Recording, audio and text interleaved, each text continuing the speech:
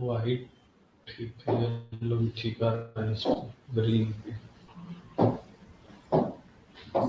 कर दो स्टार्ट।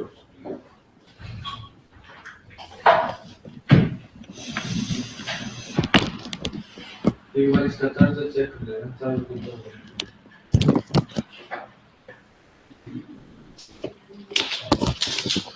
आप स्टार्ट।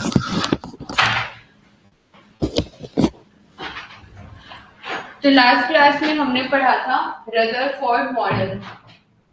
कल की क्लास में पढ़ा था रदरफोर्ड मॉडल। तो देखो, कोई भी जो भी चार्ज थिंग है वो कुछ ना कुछ एमिट करती है। किसी भी चीज के ऊपर कोई चार्ज होता है तो वो कुछ ना कुछ एमिट करती है।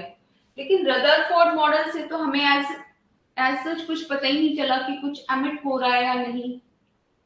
तो इसलिए हम नेक्स्ट मॉडल पे जाते हैं, Bohr model of atom.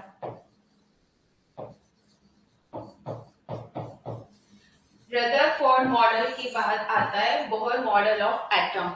Rutherford model में क्या कमी थी कि कोई भी चीज एमिट हो रही है या नहीं, किसी भी चार्ज पार्टिकल से ऐसी कोई इंफॉर्मेशन हमें नहीं मिली। तो नेक्स्ट आता है Bohr model of atom. Bohr model applicable था सिंगल इलेक्ट्रॉन स्पीसीज के लिए। सिंगल इलेक्ट्रॉन स्पीसीज मतलब जहां सिर्फ एक ही इलेक्ट्रॉन होता है। बोहर मॉडल एप्लीकेबल है सिंगल इलेक्ट्रॉन स्पीसीज के लिए, मतलब जहां हमारे पास बस एक ही इलेक्ट्रॉन है। हाइड्रोजन, हमें पता है हाइड्रोजन के पास कितने इलेक्ट्रॉन्स हैं? 1। हीलियम प्लस, हीलियम के पास 2 इलेक्ट्रॉन होते हैं। अगर प्लस चार्ज है मतलब इसने एक इलेक्ट्रॉन लूज कर दिया। यहाँ भी कितने इलेक्ट्रॉन है? 1। या जैसे लिथियम 2+। तो जो भी 1 इलेक्ट्रॉन वाली स्पीसीज है वहां पे कौन एप्लीकेबल होता है? Bohr model of atom. ठीक है, हम लोग क्वेश्चन लेते हैं।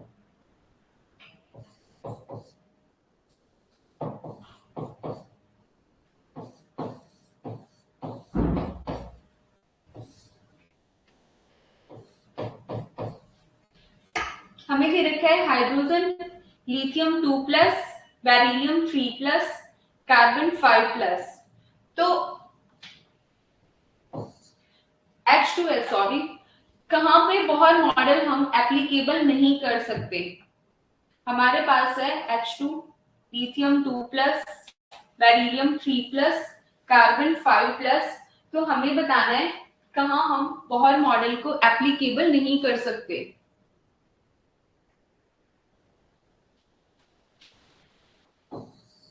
H2 है मॉलिक्यूल जहां पे 2 इलेक्ट्रॉन है। हाइड्रोजन, हाइड्रोजन 2 एटम से मिलकर क्या बना हुआ है? H2 molecule. तो यहाँ हमारे पास 2 इलेक्ट्रॉन है, लिथियम 2+1, बेरिलियम 3+1, कार्बन 5+1। तो हम कहाँ एप्लीकेबल नहीं कर सकते? H2 के ऊपर। बोहर मॉडल कहाँ एप्लीकेबल नहीं हो सकता? H2 के ऊपर। ठीक है, एप्लीकेबल होगा कहां? सिर्फ सिंगल इलेक्ट्रॉन स्पीसीज के ऊपर जहां हमारे पास सिर्फ एक ही इलेक्ट्रॉन है। इसके बाद आता है पोस्टुलेट्स क्या थे बोहर मॉडल के।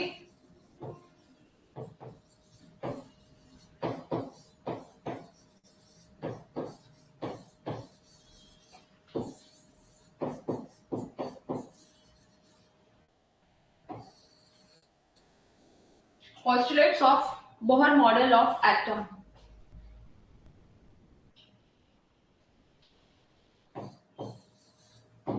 सबसे पहला है कि इलेक्ट्रॉन हमेशा एक फिक्स ऑर्बिटल के अंदर रोटेट करता है। Electron always rotate in a fix orbit. Electron हमेशा एक फिक्स ऑर्बिट के अंदर रोटेट करते हैं, जिसे हम क्या बोलते हैं? Stationery state.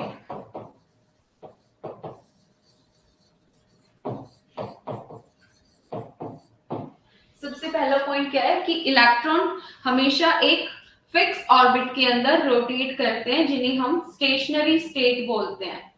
स्टेशनरी स्टेट क्यों बोलते हैं?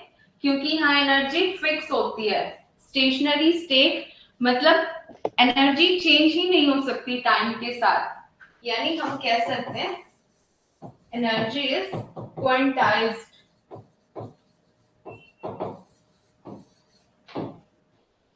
इलेक्ट्रॉन हमेशा एक फिक्स ऑर्बिट के अंदर घूमते हैं, जिन्हें हम स्टेशनरी स्टेट बोलते हैं। क्योंकि इनकी एनर्जी फिक्स होती है, तो हम कह सकते हैं एनर्जी क्या है? क्वांटाइज्ड। अब ये एनर्जी होती क्या है?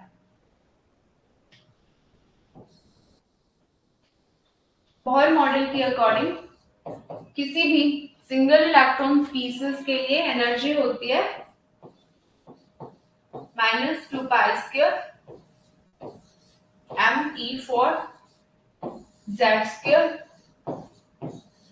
by n² h²। किसी भी सिंगल इलेक्ट्रॉन स्पीसीज के लिए एनर्जी होती है -2π² me4z² by n² h²। यहाँ पे m क्या होता है? Mass of electron, e charge of electron, z atomic number, h Planck constant, जिसकी वैल्यू होती है 6.6 इंटू 10⁻⁻34 जूल सेकेंड। n होते हैं नंबर ऑफ ऑर्बिट्स।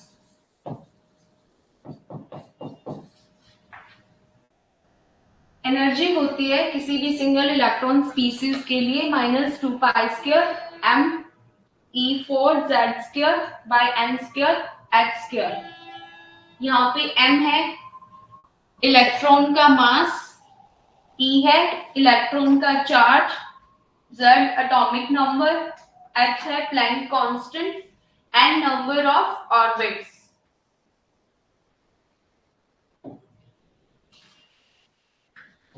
हम इसे डायग्राम से भी दिखा सकते हैं।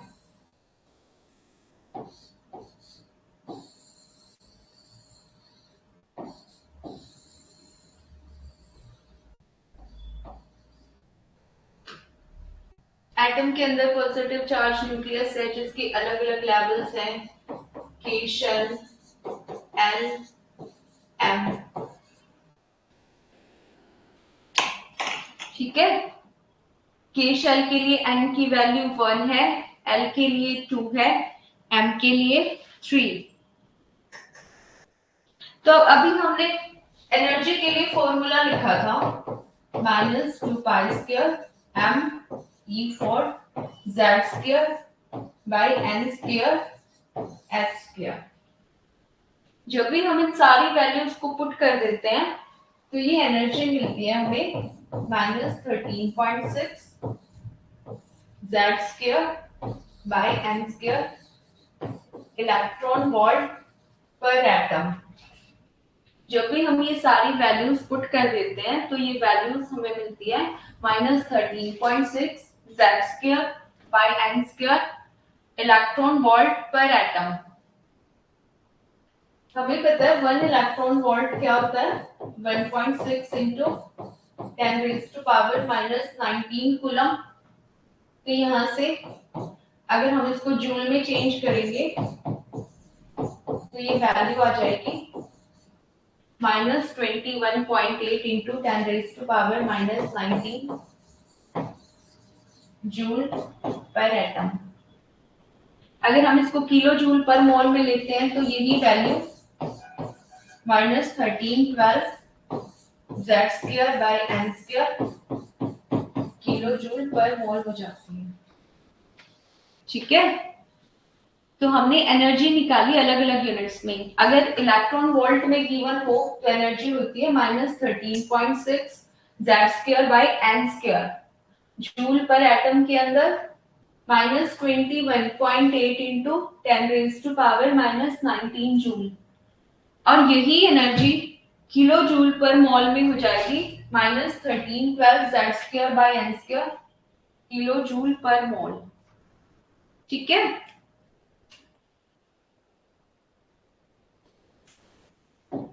आगे देखते हैं। मान लो इलेक्ट्रॉन प्रेजेंट है फर्स्ट ऑर्बिट के अंदर। मान लो इलेक्ट्रॉन प्रेजेंट है फर्स्ट ऑर्बिट में और हम ले रहे हैं हाइड्रोजन एटम को। हाइड्रोजन एटम, तो यहाँ एनर्जी क्या होगी इलेक्ट्रॉन वोल्ट में -13.6। हाइड्रोजन के लिए Z एटॉमिक नंबर कितना होता है 1। N भी क्या गिवन है 1, तो ये एनर्जी क्या आ गई -13.6 इलेक्ट्रॉन वोल्ट पर एटम। ठीक है, ये इलेक्ट्रॉन अगर नेक्स्ट ऑर्बिट में प्रेजेंट है सेम हाइड्रोजन एटम में, तो यहां से Z क्या है हाइड्रोजन के लिए एटॉमिक नंबर 1, N है 2, 2 स्क्वायर 4, तो ये शायद -3.5 आएगी इलेक्ट्रॉन वोल्ट पर एटम। सेम अगर ये नेक्स्ट लेवल में प्रेजेंट है तो भी हम एनर्जी निकालेंगे -13.6 Z सेम 1 3 9, ये आएगी शायद -1 पॉइंट समथिंग आएगी 5 या जो भी है। ठीक है, अभी हमने सीखा बोहर मॉडल ऑफ एटम के अंदर सिंगल इलेक्ट्रॉन स्पीसीज के लिए एनर्जी के लिए एक फॉर्मूला था। हमने जब वो सारी वैल्यूज पुट की तो हमें एनर्जी की वैल्यू मिल गई, जिसे हम इलेक्ट्रॉन वोल्ट पर एटम में ले सकते हैं, किलो जूल पर मोल में, जूल पर एटम में भी। ठीक है,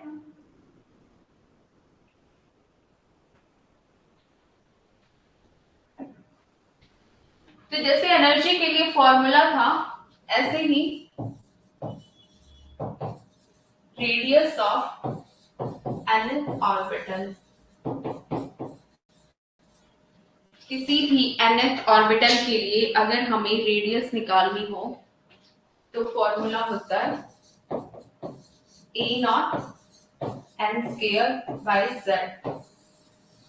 किसी भी nth ऑर्बिटल के लिए अगर रेडियस निकालनी हो तो फॉर्मूला होता है a0 n square by z।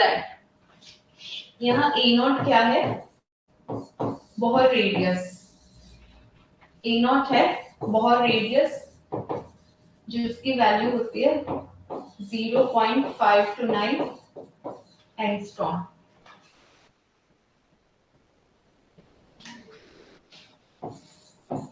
Z है atomic number, N same number of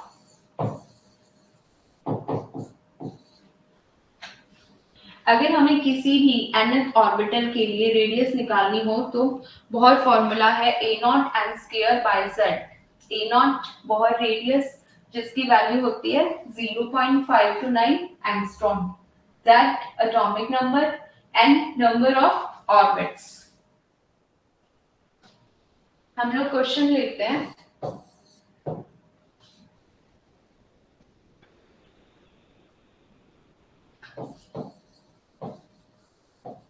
Calculate the radius of helium plus atom in second। Calculate the radius of helium atom in second level. Helium plus के second level के अंदर radius क्या होगी? तो try करेंगे पहले से हम।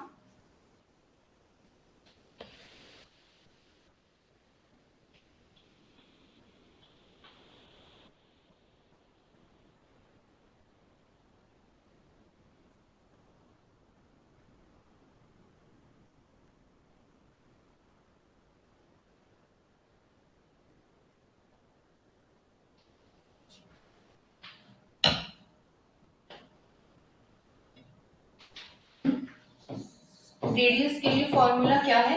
ए nought n square by Z. A nought fix है 0.529, एन हमें कौन सा लेवल दे रखा है? सेकेंड, तो एन की वैल्यू 2 स्क्वायर मतलब 4। जेड हीलियम के लिए एटॉमिक नंबर क्या होता है? 2। तो 0.529 को 2 से मल्टीप्लाई कर देंगे तो ये रेडियस आ जाएगी। ठीक है, 0.529 को 2 से मल्टीप्लाई कर देंगे तो हमें ये रेडियस मिल जाएगी। यहाँ से हम ये भी पूछ सकते हैं कि जो रेडियस है हीलियम की कितने टाइम्स होगी हाइड्रोजन की रेडियस के। हीलियम प्लस की रेडियस और हाइड्रोजन की रेडियस का रेशियो क्या होगा? हीलियम प्लस की रेडियस और हाइड्रोजन की रेडियस का रेशियो क्या होगा?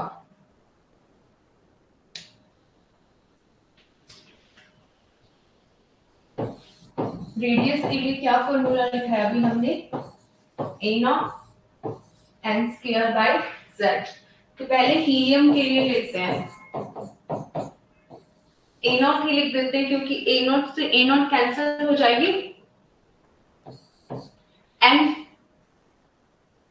एन तो सेम ही रहेगा क्योंकि जब भी हम दो चीजों में कंपैरिजन कर रहे हैं तो मतलब एन हमें सेम ही गिवन है तो 1 ही होगा।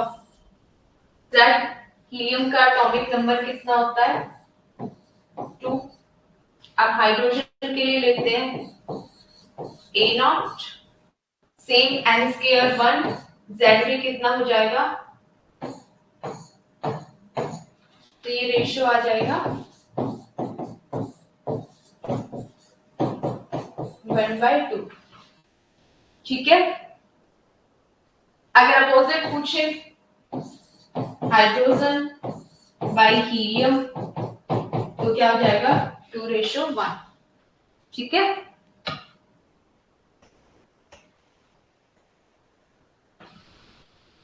तो पहले हमने एनर्जी कैलकुलेट की, फिर रेडियस, अब आती है velocity.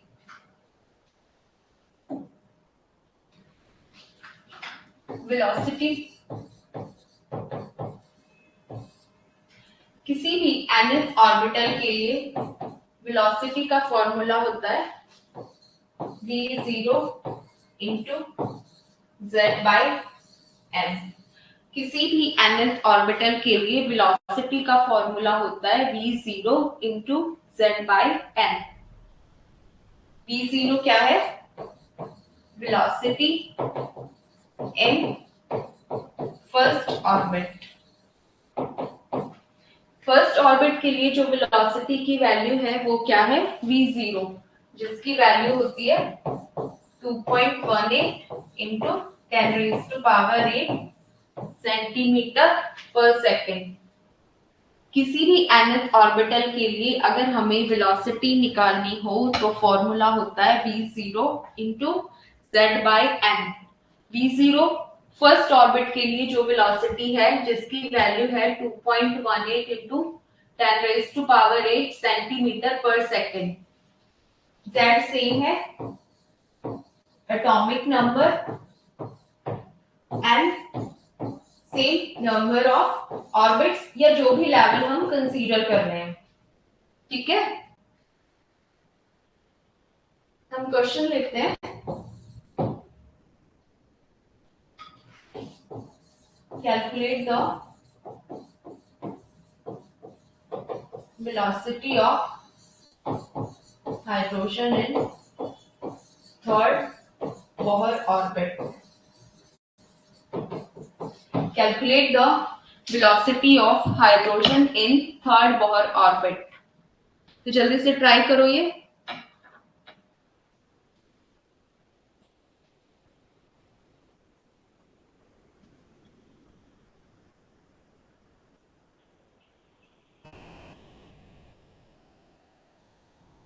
Calculate the velocity of hydrogen in third Bohr orbit.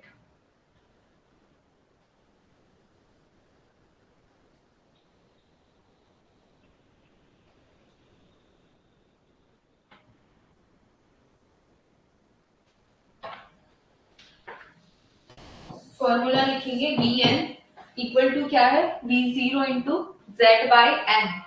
V0 given है 2.18 इंटू 10 रेज टू पावर 8.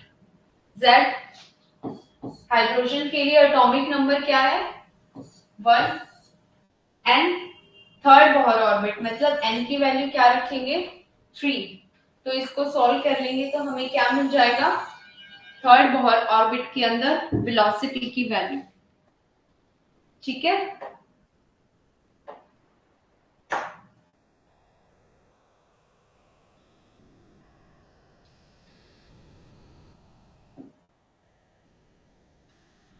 इसके बाद होती है इलेक्ट्रॉनिक ट्रांजिशंस. इलेक्ट्रॉनिक ट्रांजिशंस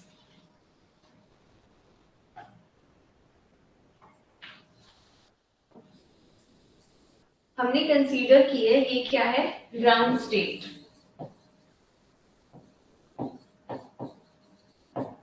हमने मान ली ये है ग्राउंड स्टेट जिसके अंदर इलेक्ट्रॉन है. अब हमें पता है कि ग्राउंड स्टेट सबसे ज्यादा स्टेबल होती है. तो अगर इलेक्ट्रॉन ग्राउंड स्टेट के अंदर है तो वो बिल्कुल स्टेबल स्टेट के अंदर है, मतलब ना तो एनर्जी एमिट होगी ना ही एनर्जी क्या होगी, एब्सॉर्ब. तो हमने ग्राउंड स्टेट को कंसीडर किया कि इलेक्ट्रॉन है इस ग्राउंड स्टेट के अंदर और वो बिल्कुल स्टेबल पोजीशन पे है. हमने मान ली ग्राउंड स्टेट की एनर्जी क्या है, E1. ठीक है. अब इलेक्ट्रॉन क्या करता है, एनर्जी को एब्सॉर्ब करके इलेक्ट्रॉन कहाँ जाता है, एक्साइटेड स्टेट में. पहले हमने ग्राउंड स्टेट कंसीडर की जिसके अंदर इलेक्ट्रॉन प्रेजेंट है. अब हमें पता है कि ग्राउंड स्टेट बिल्कुल स्टेबल होती है. हमने मान लिया एनर्जी है ग्राउंड स्टेट की E1. अब इलेक्ट्रॉन क्या करता है, वो एनर्जी को एब्सॉर्ब करता है और एक्साइटेड स्टेट में जाता है. ठीक है. हमने मान लिया एक्साइटेड स्टेट की एनर्जी क्या है, E2. अब एक्साइटेड स्टेट के लिए जो लाइफ टाइम होता है डेल्टा टॉ, इसकी वैल्यू बहुत ही कम होती है. एक्साइटेड स्टेट के लिए जो लाइफ टाइम है वो बहुत कम होता है. तो इलेक्ट्रॉन क्या करता है, वापस ग्राउंड स्टेट में आ जाता है. इलेक्ट्रॉन क्या करता है, वापस ग्राउंड स्टेट में आ जाता है और इस टाइम पे क्या करता है, एनर्जी एमिट. ठीक है. इलेक्ट्रॉन एनर्जी को एब्सॉर्ब करके कहाँ जाता है, एक्साइटेड स्टेट में. और जब एक्साइटेड स्टेट से वापस आता है ग्राउंड स्टेट में तो एनर्जी को एमिट करता है.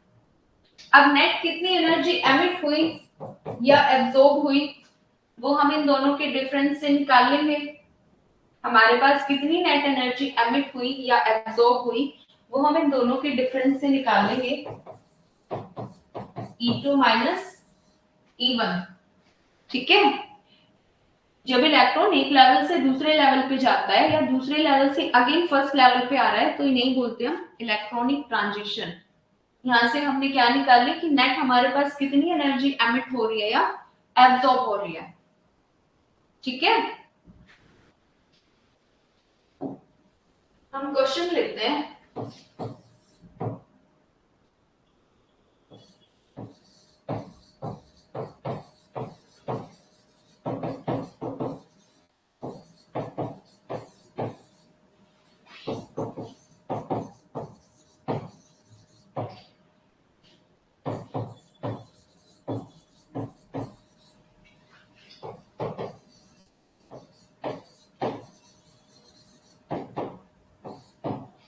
हमारे पास N1 से N2 ट्रांजिशन है हाइड्रोजन एटम में, तो ये बताना है यहाँ पे कितनी एनर्जी एमिट हो रही है जब एक ट्रांजिशन हो रही है N1 से N2 हाइड्रोजन एटम के अंदर, तो कितनी एनर्जी एमिट होगी।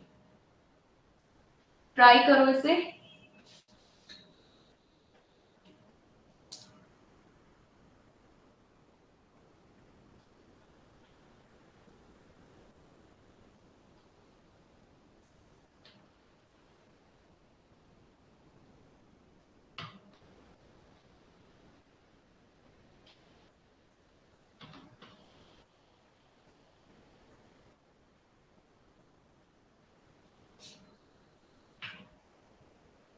हमारे पास ट्रांजिशन है N1 से N2 हाइड्रोजन एटम में, तो कितनी एनर्जी एमिट होगी।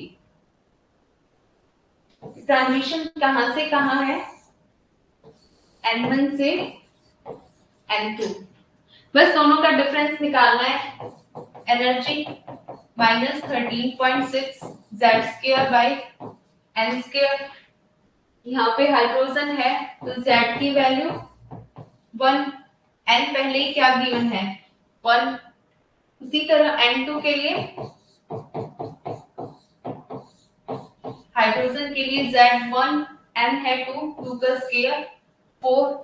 तो यहाँ जो भी वैल्यू आएगी इसमें से ये माइनस कर देंगे, तो हमारे पास क्या आ जाएगा कि कितनी एनर्जी एमिट होगी। जब हम इसमें से ये एनर्जी माइनस कर देंगे तो हमें ये मिल जाएगा कि कितनी एनर्जी एमिट होगी। ठीक है,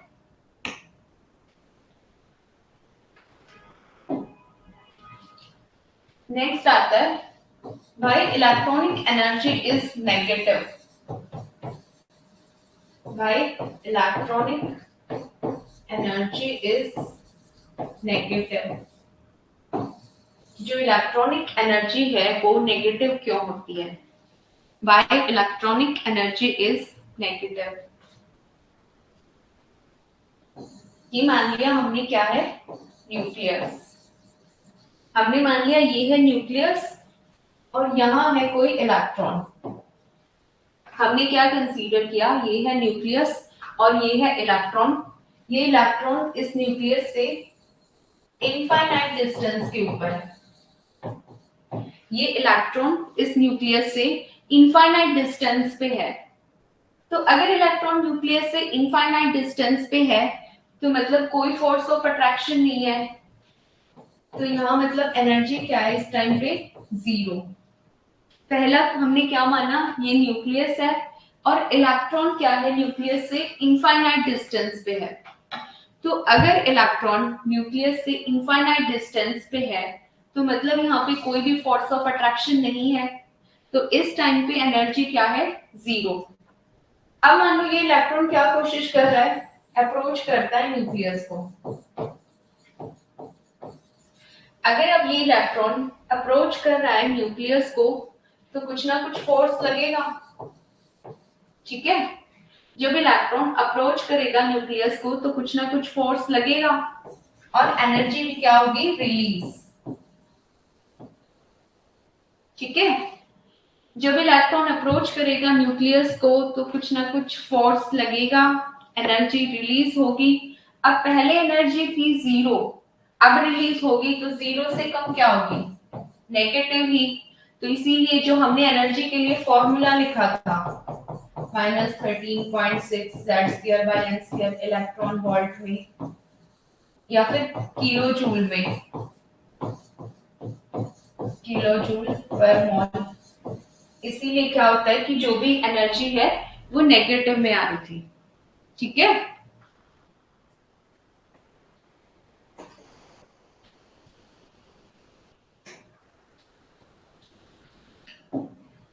नेक्स्ट है ionisation energy of hydrogen and hydrogen like atoms. Hydrogen like atoms का मतलब है सिंगल इलेक्ट्रॉन, क्योंकि बोहर मॉडल की बात हो रही है तो मतलब एक ही इलेक्ट्रॉन की बात हो रही है। ठीक है, ionisation energy of hydrogen and hydrogen like atom मतलब सिंगल इलेक्ट्रॉन स्पीसीज। तो सबसे पहले तो आयनाइजेशन एनर्जी होती क्या है, जब भी कोई भी लूजली हेल्ड इलेक्ट्रॉन है और उसको रिमूव करने के लिए हम जो भी एनर्जी लगाते हैं वो क्या होती है? Ionisation energy. किसी भी लूजली हेल्ड इलेक्ट्रॉन को रिमूव करने के लिए जो भी एनर्जी लगाई जाती है वो कौन सी होती है? Ionisation energy. तो हाइड्रोजन के केस में या सिंगल इलेक्ट्रॉन के लिए आयनाइजेशन एनर्जी का फॉर्मूला होता है इनफाइनाइट लेवल की एनर्जी माइनस ई एन। ई इनफाइनाइट माइनस किसी भी nth लेवल की एनर्जी। अब इनफाइनाइट लेवल की एनर्जी हमें पता है क्या होती है? 0। और ये जो भी गिवन होती है, जैसे मान लो हम फर्स्ट लेवल के लिए ही ले लें -13.6, Z भी 1, N भी 1, तो माइनस माइनस ये क्या आ गई? पॉजिटिव। मतलब आयनाइजेशन एनर्जी कैसी आएगी? पॉजिटिव। हाइड्रोजन के लिए आयनाइजेशन एनर्जी का फॉर्मूला है E इनफाइनाइट माइनस En। अभी हमने पढ़ा था कि इनफाइनाइट लेवल के लिए एनर्जी क्या होती है? 0। En जिस भी लेवल की बात हो रही हो हम उसकी एनर्जी लिख देंगे, माइनस माइनस क्या हो जाएगा? प्लस। तो मतलब आयनाइजेशन एनर्जी कैसी होगी? पॉजिटिव। ठीक है।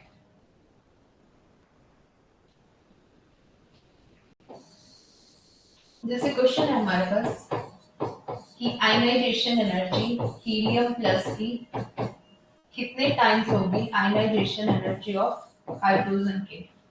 दोनों सेम फर्स्ट लेवल के अंदर ही है। आयनाइजेशन एनर्जी हीलियम प्लस की कितने टाइम होगी आयनाइजेशन एनर्जी ऑफ हाइड्रोजन के, जब दोनों ही फर्स्ट लेवल के अंदर प्रेजेंट हैं? तो ट्राई करेंगे हम इस क्वेश्चन को।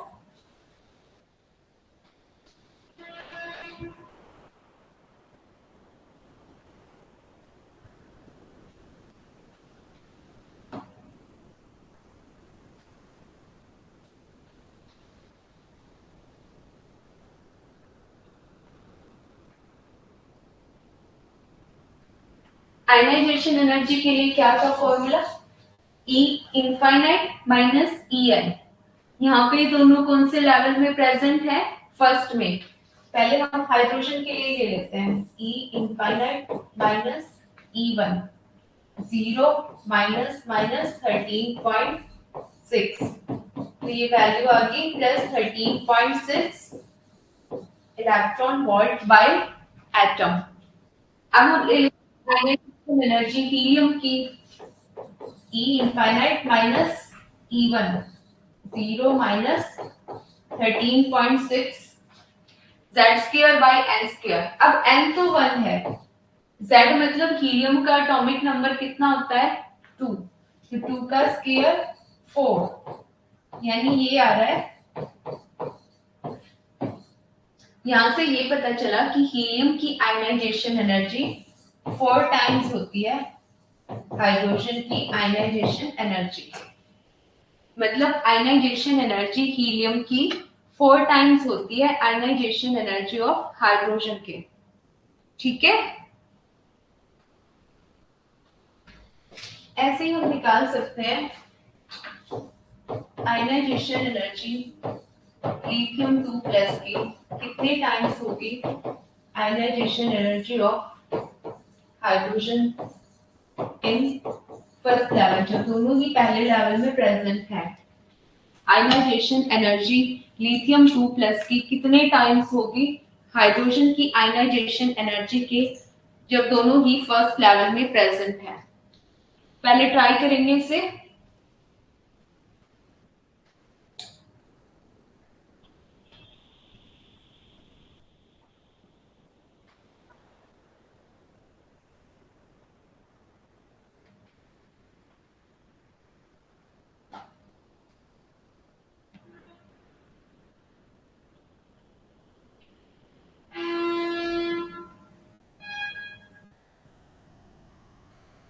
अभी अभी हमने निकाला था हाइड्रोजन के लिए आयनाइजेशन एनर्जी क्या थी?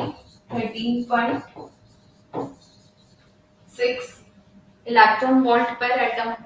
अब लेते हैं लिथियम 2+ के लिए। आयनाइजेशन एनर्जी क्या होती है? E इनफाइनाइट माइनस E1, क्योंकि दोनों कौन से लेवल में है? फर्स्ट में। ठीक है, E infinite 0 minus 13.6 Z square by N square. Z, अब लिथियम के लिए एटॉमिक नंबर क्या होता है? 3, तो 3 का स्क्वायर 9। लिथियम के लिए एटॉमिक नंबर होता है 3, 3 का स्क्वायर 9। फर्स्ट लेवल है तो 1, ये आता है 13.6 इंटू 9, और हाइड्रोजन के लिए है सिर्फ 13.6, यानी कि आयनाइजेशन एनर्जी लिथियम की 9 टाइम्स है हाइड्रोजन की आयनाइजेशन एनर्जी के। लिथियम की आयनाइजेशन एनर्जी 9 टाइम्स है हाइड्रोजन की आयनाइजेशन एनर्जी के। ठीक है, नेक्स्ट क्वेश्चन लेते हैं।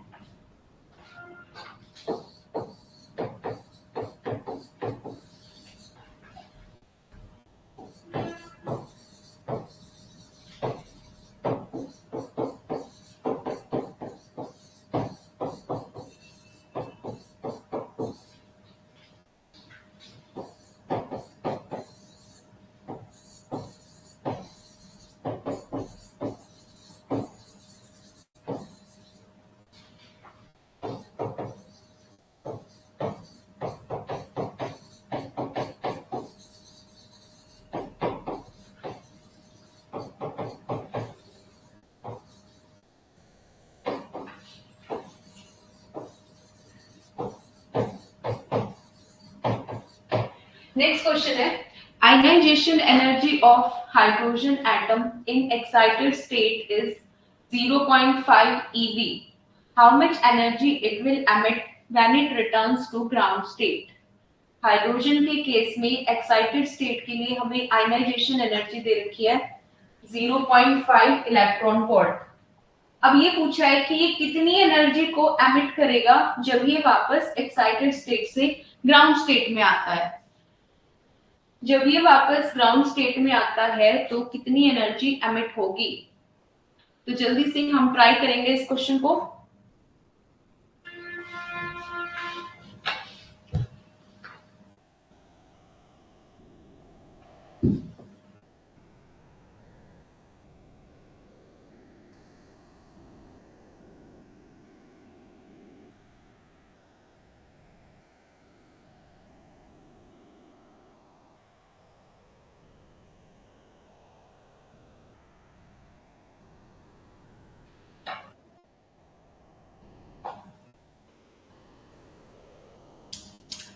Ionization energy of hydrogen atom in excited state is 0.5 electron volt per atom. How much energy it will emit when it returns to ground state?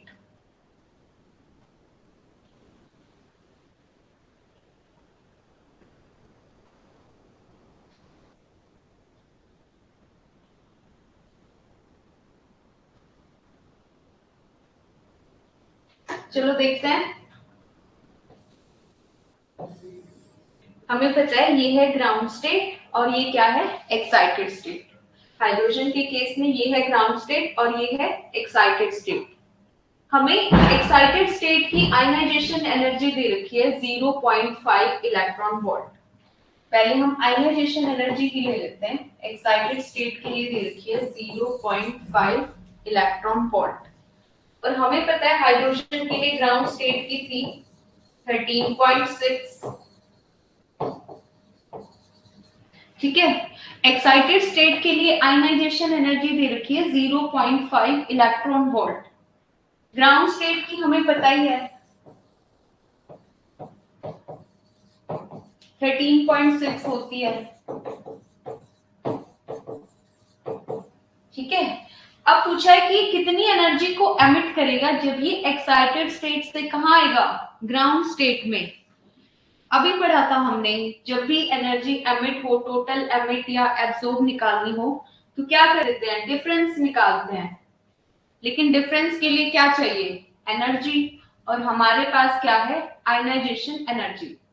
तो ground state के लिए ionization energy है 13.6, excited state के लिए 0.5 electron volt. तो मतलब energy क्या है ग्राउंड स्टेट की -13.6, और एक्साइटेड स्टेट की एनर्जी क्या हो जाएगी -0.5 इलेक्ट्रॉन वोल्ट। एक्साइटेड स्टेट की एनर्जी होगी -0.5, ग्राउंड स्टेट की -13.6। अब पूछा है कि जब ये इस एक्साइटेड स्टेट से ग्राउंड स्टेट में आएगा तो इसने कितनी एनर्जी एमिट की। तो एक्साइटेड स्टेट की एनर्जी में से ग्राउंड स्टेट की एनर्जी घटा देंगे, उतनी ही एनर्जी क्या होगी एमिट। एक्साइटेड स्टेट की एनर्जी में से माइनस कर देंगे ग्राउंड स्टेट की एनर्जी, माइनस माइनस क्या हो जाएगा प्लस। अब जब ये माइनस करेंगे तो ये आएगा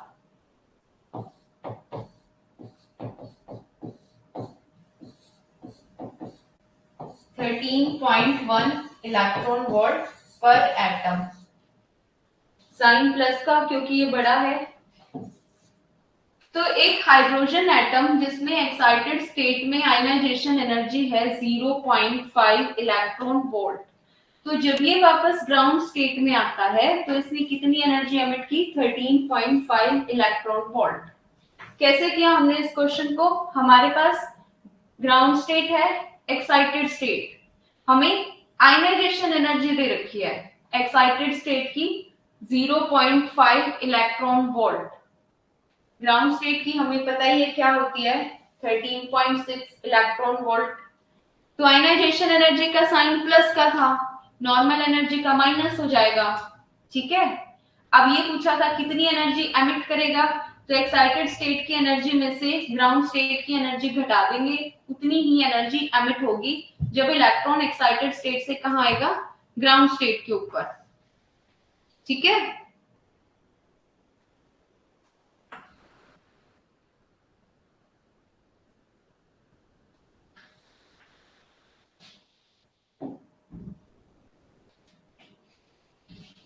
इसके बाद आता है emission spectrum of hydrogen atom.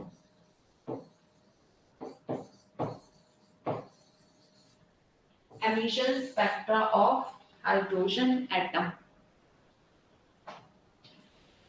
Emission spectra of hydrogen atom क्या है कि जब भी हमने हाइड्रोजन गैस को लो प्रेशर के अंदर डिस्चार्ज ट्यूब में लिया, जब हमने क्या किया हाइड्रोजन गैस को लो प्रेशर के ऊपर डिस्चार्ज ट्यूब में लिया, तो हमने स्पेक्ट्रोफोटोमीटर से क्या देखा कि कुछ चीज एमिट हो रही है। जब हमने हाइड्रोजन गैस को लो प्रेशर के ऊपर एक डिस्चार्ज ट्यूब के अंदर लिया, तो हमने स्पेक्ट्रोफोटोमीटर क्या होता है एक एपरेटस जो कि स्पेक्ट्रा रिकॉर्ड करता है, और स्पेक्ट्रा क्या जो भी हमने अभी ट्रांजिशंस पढ़ी थी, ट्रांजिशंस ही क्या होती है एक्चुअल में स्पेक्ट्रा। तो हमने हाइड्रोजन गैस को लो प्रेशर के ऊपर लिया डिस्चार्ज ट्यूब के अंदर, तो स्पेक्ट्रोफोटोमीटर में जो लाइंस थी वहां से ये पता चला कि कुछ एमिट हो रहा है, कुछ एमिट हो रहा है। तो यहां से कुछ लाइंस मिली हमें इस तरीके से।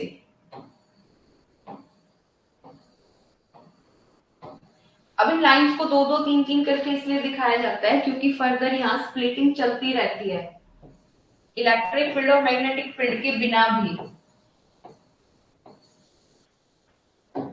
हमें लाइंस मिली थी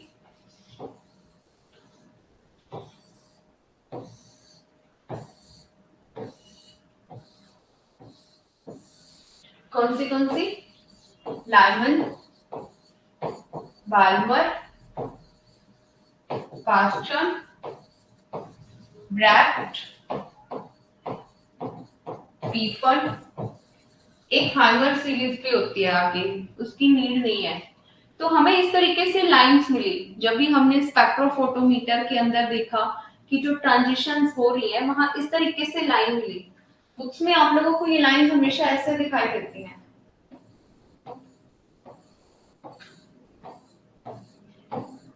इस तरीके का मतलब है कि यहाँ ये लाइन कभी भी सिंगलेट नहीं होती, डबलेट, ट्रिपलेट, क्वार्टेट, आगे ना स्प्लिटिंग होती रहती है।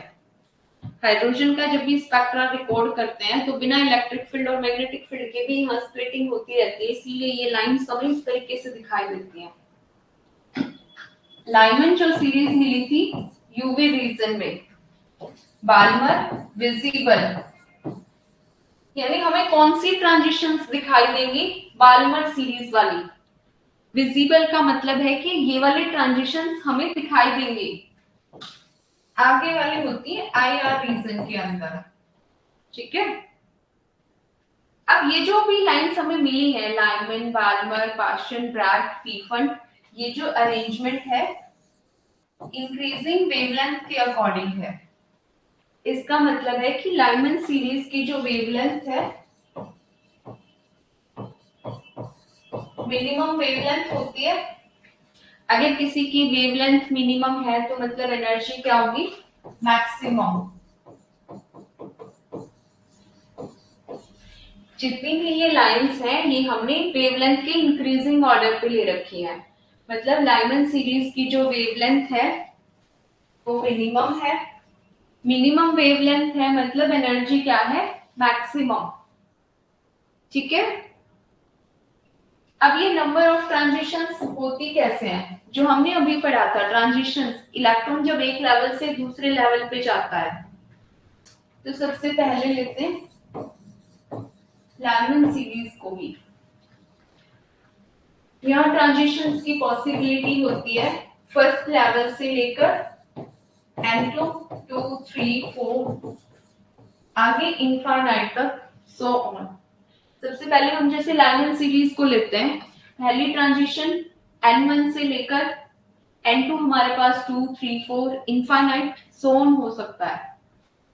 तो मान लो पहले हमने लाइमन सीरीज ही ले ली, तो पहली ट्रांजिशन 1 से लेकर 2 तक हो सकती है, नेक्स्ट ट्रांजिशन 3 तक, सो ऑन, ठीक है। उसी तरह अगर हम बाल्मर सीरीज में देखेंगे 2 से लेकर N2, 3, 4, 5 infinite so on. Next इसी तरह 3 से लेकर 4, 5, 6 सो ऑन, आगे लिख लेंगे सेम ऐसे ही, ठीक है।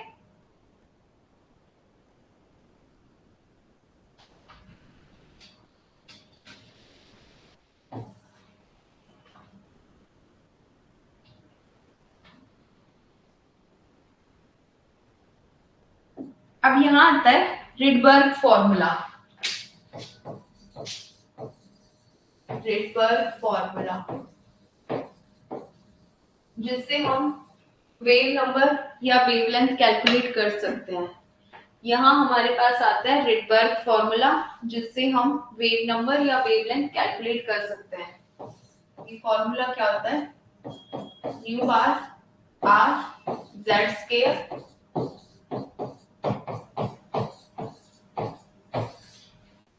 सेम फॉर्मूला ना हम ऐसे भी ले सकते हैं, अगर आगे माइनस लगाएंगे तो यहाँ 1 की जगह 2 आ जाएगा, एक ही बात है,